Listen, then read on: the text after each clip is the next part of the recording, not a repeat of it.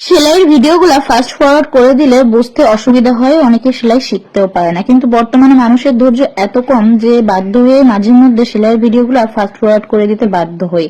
তো যাই হোক, এখানে আমি স্টেম স্টিচ, বাংলায় যেটাকে অনেক অঞ্চলে ডালফোর বলে, ডাল স্টিচ বলে, ওইটা দিয়ে একটা লাইন তৈরি করে নিচ্ছি। মানে এটা আমি এখানে একটা ডালের পাশে ছোট ছোট পাতার মতো শেপ দিব।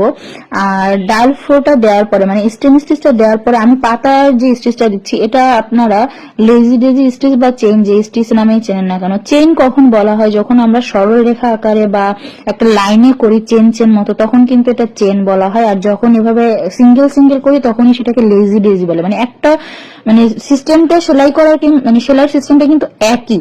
আপনি মানে করার ধরনের অনুপাতে স্টিচটার নামটা চেঞ্জ হয়ে যাচ্ছে জাস্ট। কিন্তু এই লেজি ডেজি স্টিচও যেভাবে করতে হয়, চেন স্টিচটাও কিন্তু সেভাবেই করতে হয়।